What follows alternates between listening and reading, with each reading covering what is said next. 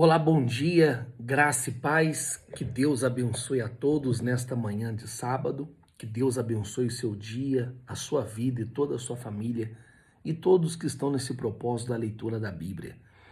Nós estamos aqui se dedicando, se esforçando e eu creio que Deus vai abençoar. Eu não pergunto quem é que está, porque se você está, pode ter certeza que Deus ele vai te abençoar.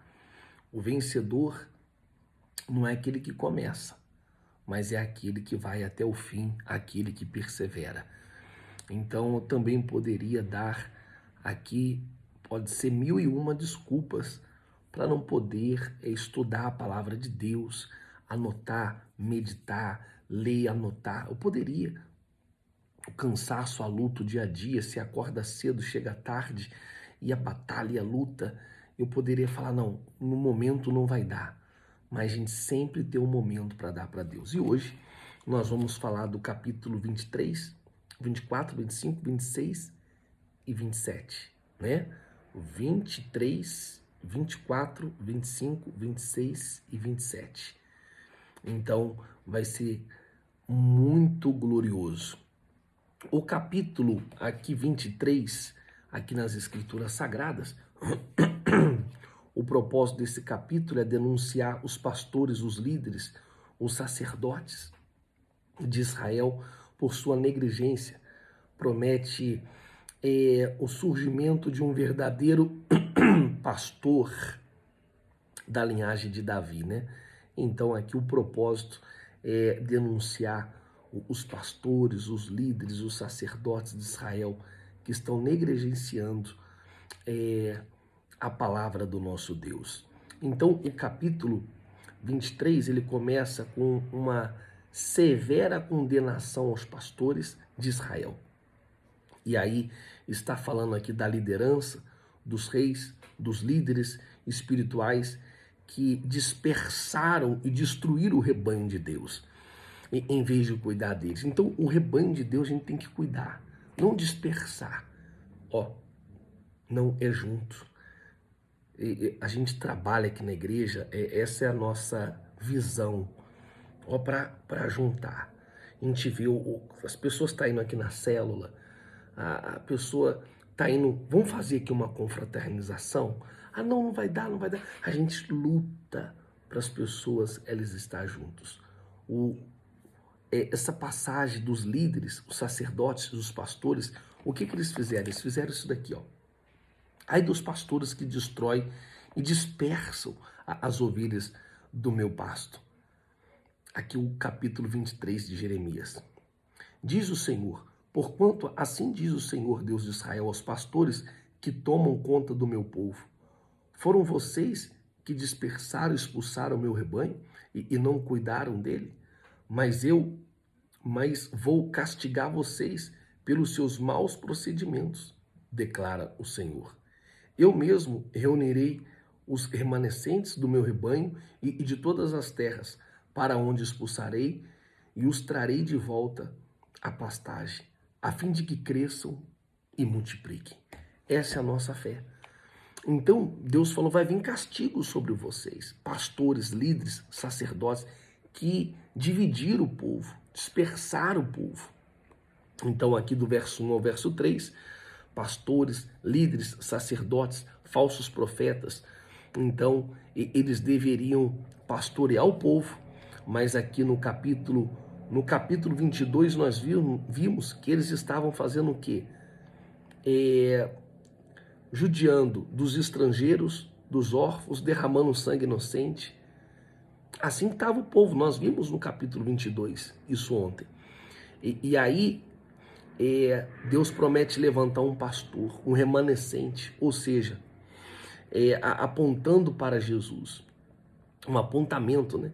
E aí no Evangelho de João, que João declara que Jesus falou, eu sou o bom pastor, eu dou a vida pelas ovelhas. E é claro que a gente tem que se dar muito mais, mas graças a Deus a gente tem dado a vida, graças a Deus. Pastor, o senhor pode fazer muito mais? Posso sim. Posso fazer muito mais, me dedicar muito mais? Eu posso. Eu tenho dado a vida. pode ter certeza, eu não tenho poupado a minha vida nessa terra. Eu não vou poupar a minha vida nessa terra. Não adianta que eu não vou desviar do propósito de Deus. Não adianta. É guerra travada, é luta. Eu não vou para uma colônia de férias, não. Eu não vou, poxa vida, arejar a cabeça. Eu vou dar minha vida, como eu tenho dado nesses anos. Então, aqui Jesus falou, né, que o bom pastor que dá a vida pelas suas ovelhas. E ele continua aqui, a gente vê o contrário dos líderes corruptos, né? Que Deus promete levantar um renovo, uma linhagem de Davi.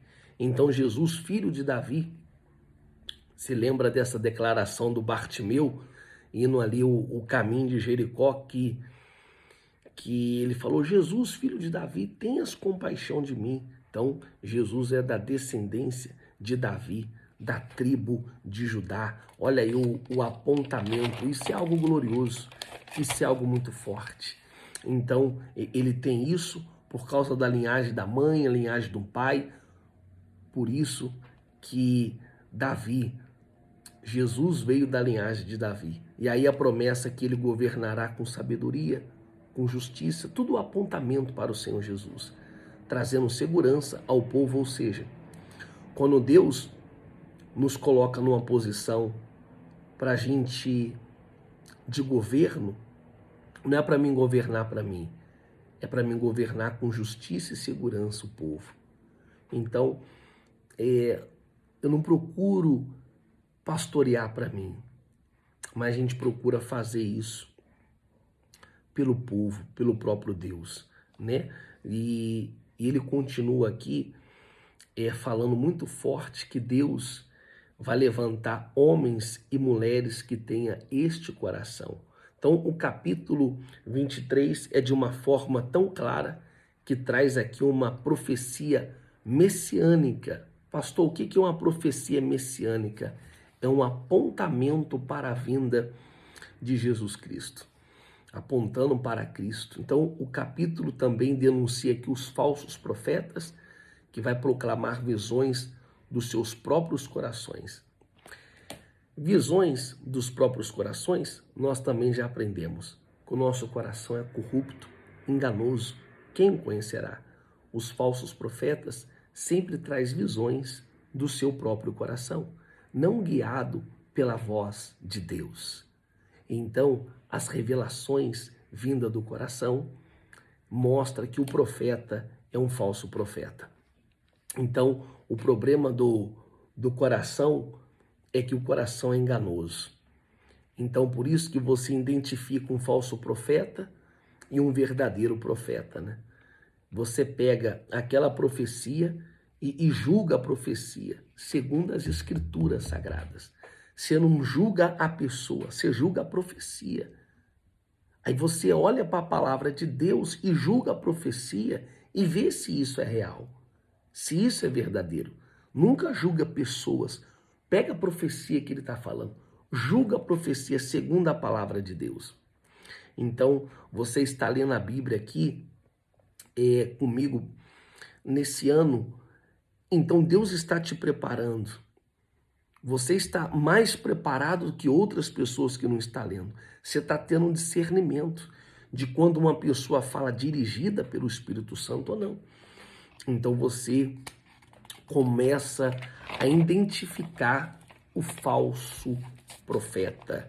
Então, nunca julgue a pessoa, mas a profecia segundo a palavra de Deus. Então, eu pego aqui esta profecia e trago para a Bíblia. Então, eu vou ver se tem respaldo ou não bíblico. Amém? Deu para pegar a visão? Então, não é apenas um versículo isolado, mas eu estou falando de toda a Bíblia. Nós vamos ler toda a Bíblia. E que não seja só esse ano, mas que ano que vem você venha ler toda a Bíblia. E o outro ano, ao ponto de você falar assim: poxa, eu li de uma forma consecutiva a Bíblia 10 vezes.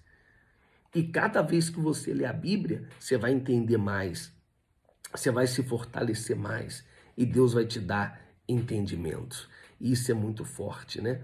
Então aqui ele continua que Deus é contra os falsos profetas. Então, aqui ele promete julgá-los, né? Então tá aqui de uma forma poderosa, de uma forma severa. Deus é contra os falsos profetas. Então aqui, não pense você que Deus é a favor, não, Deus é contra dos falsos profetas. E é isso que está falando aqui no capítulo 23. O capítulo 24 é a visão dos 2 cestos de figos. E aí o propósito no capítulo 24 é usar a visão desses cestos de figos, para ilustrar o destino de Judá, destacando aqui a esperança para os exilados. Foi o julgamento para os que permanecem na terra. Então você percebe que Deus ele vai usar uma visão que ele deu para Jeremias para trazer aqui esta mensagem específica para a nação. Então o capítulo 24 aqui apresenta uma visão de 2 cestos de figos colocados diante do templo do Senhor. Então um cesto contém figos bons, né? E outro cesto contém figos ruins, que não pode ser nem comidos. Então Deus vai explicar aqui para Jeremias que os figos bons, presta atenção nesse capítulo 24, que os figos bons representa aquelas pessoas que estão lá no exílio, aquelas pessoas que estão lá, que foram levadas, que ficaram lá, vão ficar 70 anos lá. Eles foram levados para a Babilônia. Então, Deus ele está olhando para esse povo e Deus vai ser favorável a esse povo, prometendo trazê-los de volta à terra que mana o leite e mel e dá para eles, dar-te-ei um novo coração e derramarei o meu espírito. Amém? Para que vocês possam me conhecer e servir. Isso é muito forte. Então tem pessoas que foram para o exílio com o coração quebrantado. Ela se quebrou. Então Deus falou, não, a história de vocês não vai acabar assim não. Vou trazer vocês de volta para a terra prometida. Então, esses são os figos bons. Já os figos ruins representam Sedequias. Então, o rei, né? Então, os remanescentes de Jerusalém que enfrentaram a espada, fome, peste. Então, seria o objeto de horror, maldição entre as nações. E aí a visão vai aqui destacar, apesar do exílio, Deus tinha planos na vida daquelas pessoas, planos de restauração para aqueles que permanecem fiel. Quando a pessoa ela permanece fiel, a fidelidade é tudo. Permanece sendo fiel, permanece com a visão, com o espírito na palavra. Deus tinha visão. Mas muitos, e principalmente o rei aqui, Zedequias, eles não se arrependeram. Então quem foi fiel, Deus está falando, eu vou cuidar. Mesmo aí no exílio, eu vou cuidar. Deus ele honra quem é fiel. Promete dar um coração novo, uma vida nova, um espírito, uma transformação. Então quem é fiel, Deus honra. Quem é fiel, Deus honra. Se você está sendo fiel, pode ter certeza que Deus vai honrar. O capítulo 25, ele traz aqui uma informação muito importante. Nós vamos usar esta informação aqui ao longo do Velho Testamento, porque ele fala, né, dos 70 anos que o povo ficou ali no cativeiro da Babilônia. Então o propósito do capítulo 25 é anunciar o julgamento eminente de Judá e as nações vizinhas por meio da Babilônia. E é uma profecia do cativeiro dos 70 anos. Então o capítulo 25, ele é um marco muito importante no ministério profético, pois é uma profecia clara, perfeita sobre o cativeiro da Babilônia. Nem sempre a profecia vem tão clara como aqui, né? Mas a profecia veio clara.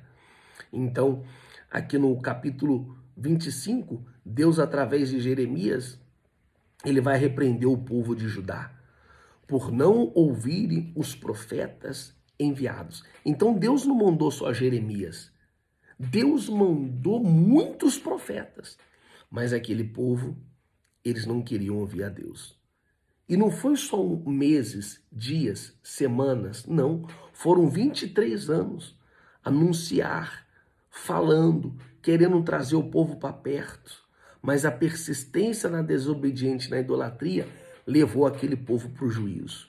Então o rei Nabucodonosor é o rei da Babilônia, que é o império que até de então não tinha mais império mais poderoso do que esse no mundo. Então esse império da Babilônia aqui, ele vai se levantar como um instrumento de Deus para fazer o julgamento sobre o Judá e todas as nações ali ao redor. Do verso 1 ao verso 11, nós vemos aqui que Deus, trazendo esse entendimento, o juízo chegou. Então, vocês não largaram a idolatria, vocês não tiraram a idolatria no meio de vocês, vocês não tiraram a injustiça social, continuaram derramando sangue inocente, mentindo, o pessoal continua da mesma coisa. Por isso que o juízo veio, ou seja, não houve arrependimento. E a única coisa que Deus quer é o arrependimento. Apesar de Deus ter enviado Jeremias e tantos outros profetas, ou seja, quando o juízo de Deus vem, já era. Aí está tudo acabado, né? Então tenha convicção que Deus, ele não é só uma, duas, três, quatro, cinco, ele dá muitas oportunidades. Deus, ele usa pessoas, profetas, de perto, de longe, usa pessoas de tudo quanto é maneira para tentar te dar oportunidade. Mas tem pessoas que estão com os ouvidos tampados, com os olhos cegos, e fora aquelas pessoas que não querem ouvir. É uma verdade, que não querem ouvir para nada. Então nós entendemos aqui, sabemos que precisamos mudar. Mas se permanecemos no erro, aí só existe um caminho, que é o caminho da disciplina. E Deus, ele vai te disciplinar. Então é o juízo para a nação de Israel aqui, é a disciplina. No verso 12 ao 14, agora Jeremias profetiza que Judá servirá ao rei da Babilônia 70 anos, e após os quais punirá a Babilônia por suas iniquidades. Então, Deus usou a Babilônia para disciplinar o povo de Deus, o teu povo. Mas não pense você que a Babilônia ficou assim, não. Depois que passou os 70 anos, tá aqui, diz as escrituras sagradas que após os 70 anos, Deus puniu também a Babilônia. Então, muitos estudiosos falam acerca do jubileu, que era o descanso da terra, e Israel não deixou a terra descansar. E na somatória disso, dava 70 anos, foi os 70 anos que Israel ficou ali na Babilônia, porque não deixou a terra descansar na soma de todo esse tempo. Então, neste momento aqui, a terra não descansou. É muito forte, né? Aí veio os 70 anos, talvez você fala, pastor, por que não foi 10, 15, 20? Nada é por acaso. Eles ficaram 70 anos. Porque a terra deveria ter o descanso. Eles chamavam isso de jubileu. Então, por que eu estou te ensinando isso? E algumas vezes é difícil, né? Só para quem estuda e vê esses detalhes aqui. Então, se você quebrar os princípios de Deus, os princípios vão te quebrar também. A gente vê muitas pessoas quebrando princípios. Você pode ter certeza. Se você, pode anotar aí, se você quebrar os princípios de Deus, o princípio vai te quebrar. Então aqui, o povo de Israel quebrou o princípio de Deus e eles foram quebrados pelo princípio, né? Então isso é muito forte. Isso aqui é muito forte. Então, o que você planta é o que você colhe. O que você semear é o que você vai colher. Pode ter certeza disso. A conta, ela chega para todo mundo. A conta chegou aqui para Israel. Foram 70 anos na Babilônia. E Deus, após 70 anos, Deus ele puniu também a Babilônia. Então, das suas iniquidades. Então Deus usou a Babilônia. Não pensa você que Deus estava aplaudindo, não, não. Chegou também, a conta chegou para a Babilônia. Então o capítulo termina com Jeremias recebendo uma visão da ira de Deus sendo derramada sobre todas as nações, representando uma taça de vinho, do qual as nações serão forçadas a beber, resultando em destruição, desolação. Então, isso daqui é algo profético glorioso. Essa expressão aqui do cálice da ira de Deus, quando nós falamos dessa taça, nós vimos também lá em Gênesis, nós vimos também em Apocalipse. Então, a taça, o estupim de Deus é grande, mas também, quando chega no fim, quando a taça se enche, talvez você fala, poxa, pastor, o fulano, o ciclano fez tanta coisa errada, ó. A taça não encheu ainda. Quando a taça encher e for derramada, aí já era. Aí vem o juízo de Deus. A conta vai chegar para todo mundo. Então, Deus falou para Abraão que o seu povo ficaria um tempo de escravo, 400 anos no Egito, até a taça da ira de Deus se completasse sobre os moradores daquela terra de Canaã.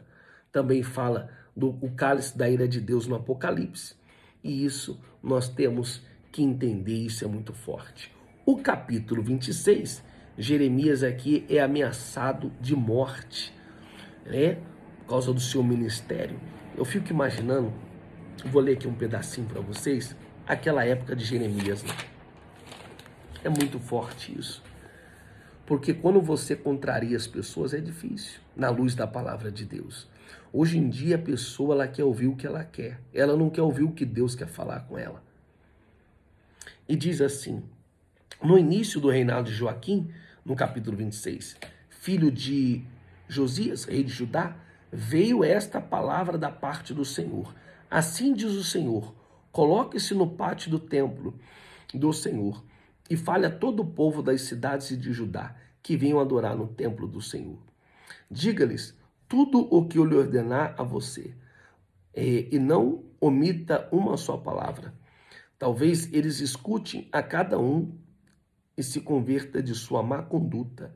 Então eu o arrependerei e não trarei sobre eles a desgraça que estou planejando por causa do mal que eles têm praticado. Então a única coisa que Deus quer aqui é um arrependimento. Então Jeremias estava sendo ameaçado de morte. Então o propósito aqui do capítulo 26 é descrever a reação do povo, dos líderes religiosos.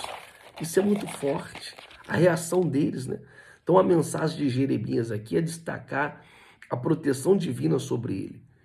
Então isso irritou o povo, porque a crença deles estava no templo, não estava em Jesus. Tanto é que quando Nabucodonosor entrou em Judá, em Jerusalém, a primeira coisa que eles fizeram foi destruir o templo. A fé deles estavam lá. Por isso que Jeremias falou assim, ó, coloque-se no pátio do templo do Senhor e fala a todo o povo das cidades de Judá que venham adorar no meu templo do Senhor. Diga-lhes tudo o que ordenar a você e não omita uma só palavra. Então, isso daqui é muito forte, né? Isso aqui é algo glorioso. Então, quando Nabucodonosor invade Jerusalém e destrói o templo, acaba com tudo. Então, Jeremias profetizou as palavras que Deus colocou na boca dele, contra o templo e contra aquela cidade. Então os religiosos pediram a morte de Jeremias. Então, tanto é que o reinado, o ministério de Jeremias parece muito com o Senhor Jesus. Jesus perguntou para os discípulos, quem que eles falam que eu sou? Então, um deles falou, sou Jeremias, que Jeremias parecia muito com o ministério de Jesus, e de Jesus muito com o ministério de Jeremias. Na verdade, isso daqui é algo glorioso, né? Muito forte. Então tem pessoas que querem escolher até a mensagem que o pastor vai pregar. E muitas são as pessoas que quando Deus fala, a pessoa fala, pô, o pastor tá jogando indireta para mim. Veja bem, gente, a gente medita aqui todos os dias na palavra. E tem pessoa que não é humilde para ouvir aquilo. O pastor tá pregando para quem? Eu já ouvi pessoas na igreja perguntar assim, o pastor tá pregando para quem? E muitas vezes é para aquela pessoa e a palavra de Deus, ela nunca volta vazia. Amém? Então, tá aqui, Judá, né? Estava no pecado. Então, eles falaram aqui para Jeremias. Então, foi Deus que falou para o povo se arrepender. Então, Jeremias ali estava sendo uma boca profética. Do versículo 16 ao 19, fala assim, ó, olha só, no capítulo 26, é isso mesmo? Isso. No capítulo 16, até o 19, diz assim, ó. Então os líderes e todo o povo disseram aos sacerdotes e os profetas, esse homem não deve ser condenado à morte. Ele nos falou em nome do Senhor, do nosso Deus. Alguns dos líderes da terra se levantaram e disseram a toda a assembleia, Miquias de Moroeste profetizou-nos nos dias de Ezequias, rei de Judá, dizendo a todo o povo de Judá, assim diz o Senhor dos Exércitos, Sião será arado com um campo, Jerusalém se tornará um monte de entulho, e a colina do templo um monte de coberto de mato. Amém? Então, veio a profecia. E eles aqui queriam matar Jeremias. Quando Jeremias falou, assim como Siló foi destruído, o templo vai ser destruído, tudo vai ser destruído. Porque eles falaram, enquanto o templo estiver de pé, nós vamos estar de pé. E eles tinham mais crença no templo do que em Deus. Então aqui é muito forte. Ele termina aqui com uma profecia contra Judá. Amém? Então ele mostra aqui a ordem do rei Joaquim, do versículo 20 ao versículo 23, que eu quero ler para vocês aqui agora. Amém? Do versículo 20 ao 23, que diz assim. Tá aqui, ó. 20. Um outro homem que profetizou em seu nome, em nome do Senhor, foi Urias, filho de Semais e de Kiriate Jearim. Ele profetizou contra esta cidade e contra essa terra.